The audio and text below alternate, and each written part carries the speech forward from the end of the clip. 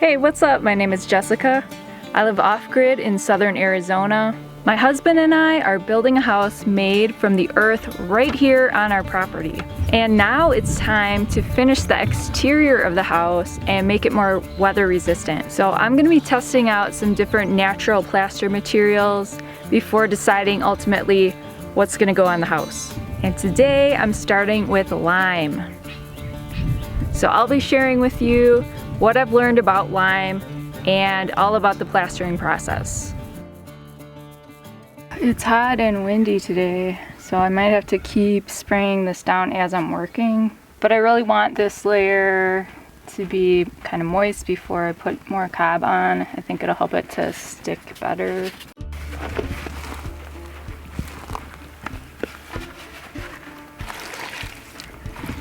And in the immortal words of Ben Grimm, it's cobbing time.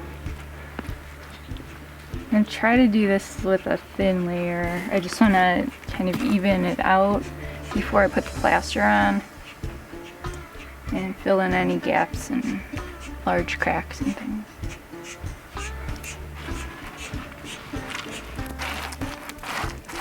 But does it feel fun to get your hands in the cob? Yeah, it does. I feel like sometimes, like on a hot day, playing with cob is kind of fun. Yeah, it's not bad. The flies aren't fun. The flies are not fun, I agreed. It's fun playing in the mud.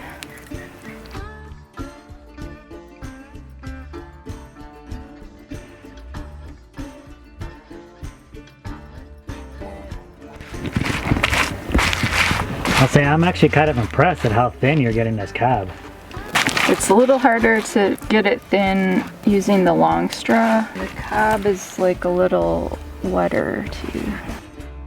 Yeah, when you're hand mixing it, you're literally, your hands are in there so you can feel what the texture of it is. It's easier to get it just how you want it. Of course, that's not so good if you need to make like large batches and you're covering a large area or something, then the cement mixer, it makes it a lot faster.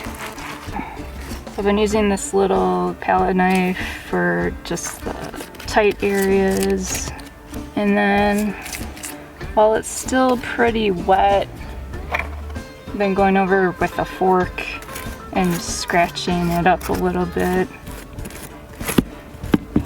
and that should prepare the surface for the plaster. I want to just make sure that there's enough places for that plaster to really grip into. It's kind of amazing how well this has held up. We built this little table over 2 years ago. You know, this was all made with Earthbags and then we covered it with the cob. This side in particular is the side that gets hit by the weather, so it is a little bit more weathered than the other side, but still it's held up really well. Some of the straw is sticking out, but none of the bags are showing. I stuck some rocks in there. The rocks are held in there really nice as well. I can't believe the rocks have stayed in there. Uh-oh, getting down to the nitty-gritty, Jess. You think you'll make it before sundown? Maybe. It takes a little bit longer getting around the rocks, so almost past that, and then I can just kind of smear the rest on, I think. Give it a smear? Smear. Lime is a material that's basically made up of calcium carbonate. This gets mixed with an aggregate, usually like sand, and then it chemically cures and hardens to form a mortar or a wall finish. Having trouble there? I think I'm gonna start mixing the lime plaster up. Oh, exciting. Jem brought over all the materials. I think I'm gonna use this kind of as a measuring cup. Looks very accurate. So I have my protective gear on because lime is very caustic. Hopefully that won't be an issue with the wind, but I'm gonna do 2.5 parts sand to 1 part of the natural hydraulic lime. I was thinking of trying to add some powdered eggshells to it. We have a whole bunch of eggshells that I need to find something to do with, so maybe I'll see if it can go into the plaster. I'm also gonna try adding some chopped straw. And I have one more secret ingredient. You know, a lot of lime plaster uses hair. We do have a lot of crew hair. Crew has a double coat of fur and he sheds a lot. So I've been saving some of that. And we'll see if that works in this plaster and how well it works. And for this I use about half a gallon of water.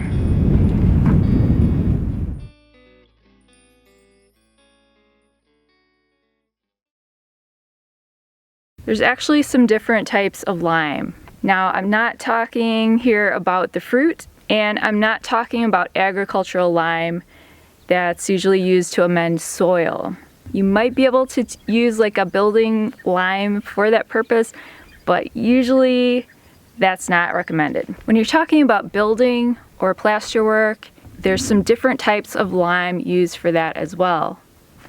So I'll talk about the different types and why I chose the type that I chose to use. Now you're only covering 1/2 of one side, right? Yes. Yeah, I think I'm just gonna do kind of the middle of this side. Oh, really? Yeah. Oh. What are you gonna do with the edges? Something else. Okay. I just did this layer of cob yesterday, but it's already like, it looks completely dry. And it might need to be wet for the plaster to really stick onto it and also to cure properly. Now, if you go to a hardware store or building materials store here in the US, you might find something called Type S lime. This is really only meant to be used with Portland cement. It's kind of used as a plasticizer and affects the set times of the cement. I've heard of some people using that as plaster, but it's usually not recommended, and I decided not to go with that. Looks like it's going on pretty well. Mm-hmm. There's also something called non-hydraulic lime. This usually comes in like a putty form. This tends to set rather slowly. It's fairly flexible, but it's not really recommended for use in exterior areas where it's going to be exposed to a lot of weather. Is that the tool you're going to use to do the dome with? Yeah, should I do the whole dome with this?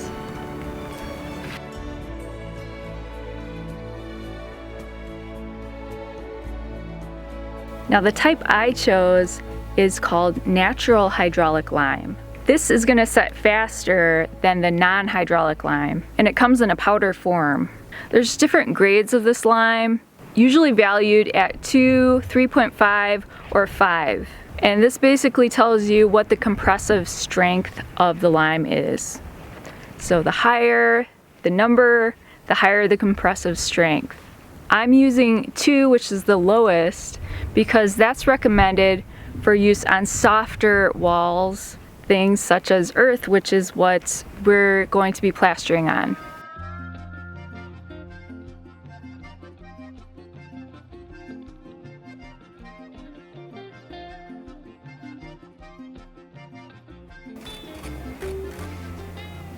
Are you filming my dinner?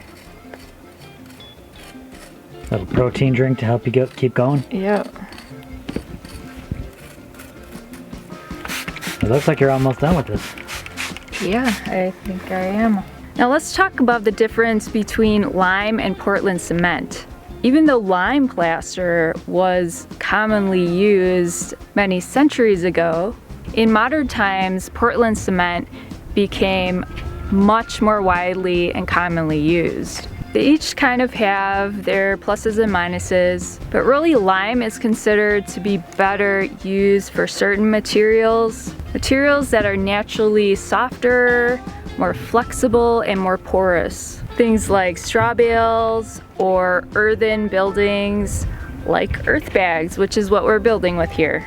Portland cement is more rigid than lime. So this means if you were to use it as a plaster on a wall that is more porous and more flexible, and that cement was forced to flex, it would probably crack, which would allow the possibility of water to get in there and maybe cause damage to the wall underneath. Lime is better used in that case, can flex with that wall without cracking. Also, lime is more porous than cement, which maybe sounds bad if you're thinking about weather resistance, but what it does is it prevents liquid water from getting into the wall, but it has those small pores that allows water vapor out, so it prevents moisture from getting trapped inside the wall. Another cool thing about lime is if there are small cracks in the lime, it has the ability to kind of self-heal. It can continue to carbonate over time and fill in those little cracks. Lime is also considered more environmentally friendly than Portland cement. It takes less energy to produce, and also after it's applied, it actually absorbs CO2 from the air. Now the thing about lime is it tends to be more expensive than Portland cement, and also certainly in the US it's a lot harder to find than Portland cement. You also need to take a little more care as far as safety when using the lime, especially when it's in a powdered form. It's caustic, and you definitely don't want to get that in your eyes or on your skin or be inhaling that, so you need to take more care with that. So my first impressions after using the lime as a plaster, I kind of liked it. I have experience already using ferro cement, so basically it's like using the Portland cement as kind of like a plaster. I also have experience using cob. I really enjoy using the cob.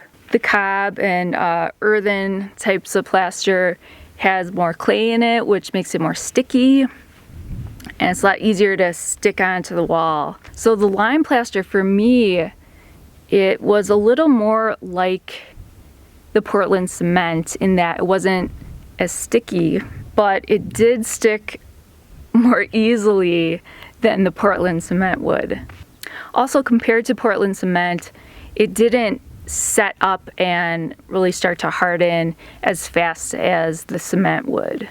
So I actually decided to add in some other ingredients that might not always go into a lime plaster. Some type of fiber is commonly used, but I decided to go with chopped straw and some of my dog's hair to see how that would work.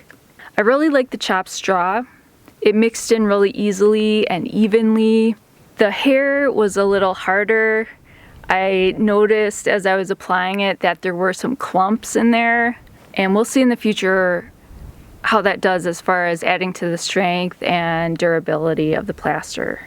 I also added some crushed eggshells. I think that was totally unnecessary to do that, but I was just thinking that we have a lot of those. We've been saving them, and so I wanted to try that in there. Upon doing some further research, I found that eggshells can be used as an aggregate in concrete mixes. So I'm thinking it could possibly be used as a substitute in the plaster in place of sand. So that's something I might play with a little bit more in the future.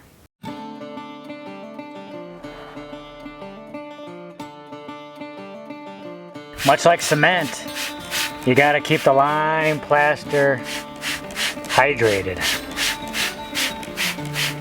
So I'm really giving it a good soaking.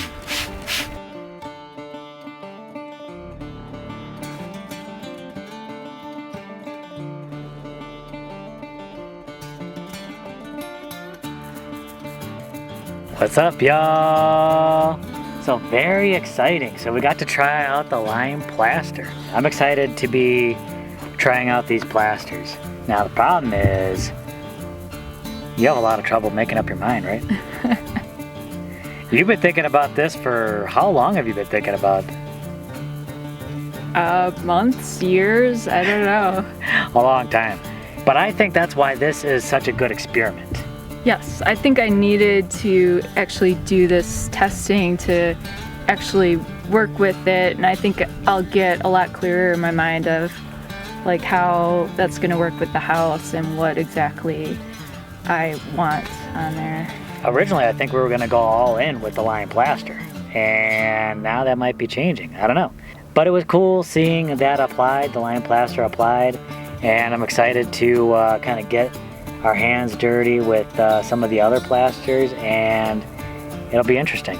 And the monsoon rains are right around the corner, so we might even get to see how these plasters react firsthand to a bunch of rain. Yeah. Stay tuned, because do you know which plaster's coming up next? We have a few different candidates, but I don't think we've decided which one is next. Meanwhile, work on the house still continues, so stay tuned for that, and we'll catch you on the next video. Bye!